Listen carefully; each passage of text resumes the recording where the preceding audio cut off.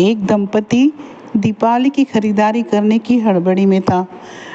पति ने पत्नी से कहा, जल्दी करो, मेरे पास टाइम नहीं है, कहकर कमरे से बाहर निकल गया। तभी लान में बैठी माँ पर उसकी नज़र पड़ी।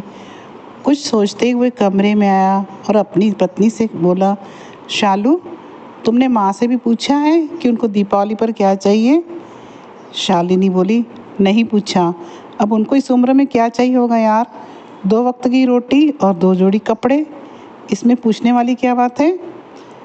यह बात नहीं है शालू, माँ पहली बार दीपावली पर हमारे घर में रुकी है, वरना तो हर बार गांव में ही रहती है, तो औपचारिकता के लिए पूछ लेती। अरे इतना ही माँ पे प्यार उमड़ रहा है तो खुद क्यों नहीं पूछ लेते?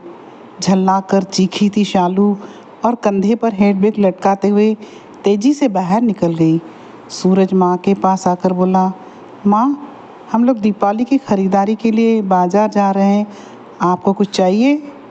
तो माँ बीच में ही बोल पड़ी, मुझे कुछ नहीं चाहिए बेटा। सोच लो माँ, अगर कुछ चाहिए तो बता दीजिए।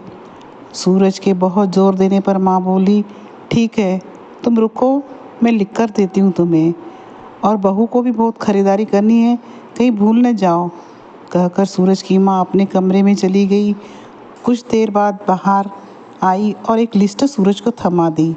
सूरज ड्राइविंग सीट पर बैठते हुए बोला, देखा शालू, माँ को भी कुछ चाहिए था पर बोल नहीं रही थी, मेरी जिद करने पर लिस्ट बनाकर दी है।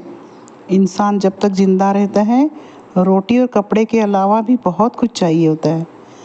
अच्छा बाबा, ठीक है, पर पहले मैं अपनी ज़रूरत का सारा सामान लूँगी, बाद में अपनी माँ की लिस्ट देखते रहना, कहकर शालिनी कार से बाहर निकल गई। पूरी खरीदारी करने के बाद शालिनी बोली, अब मैं बहुत थक गई हूँ, कार में एसी चालू करके बैठती हूँ, आप अपनी माँ का सामान देख लो। अरे शालू, तुम भी रुको, मेरे साथ चलते, मुझे भी जल्दी है।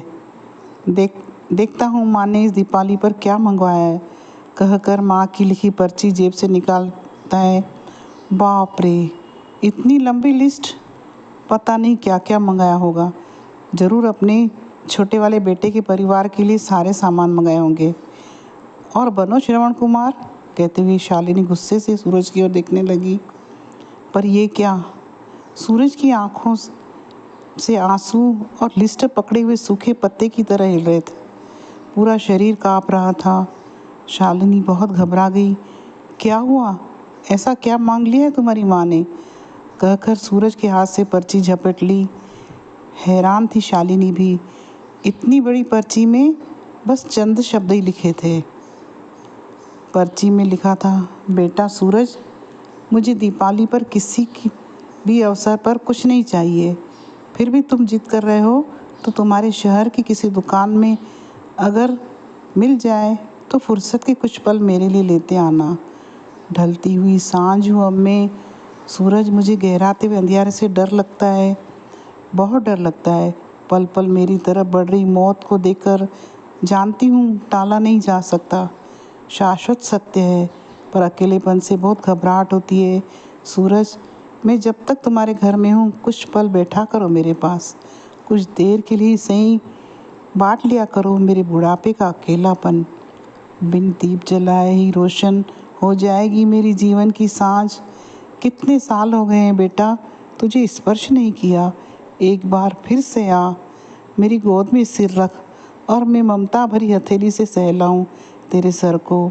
एक बार फिर से इतराए मेरे हृदय, मेरे अपने के करीब, बहुत करीब आ पाकर, और मुस्कुरा कर मिलूं मौत के गले। क्या पता अगली दिवाली तक रहूं ना रहूं। पर्ची की आखिरी लाइन पढ़ते पढ़ते शालिनी रो पड़ी। ऐसे होती है माँ,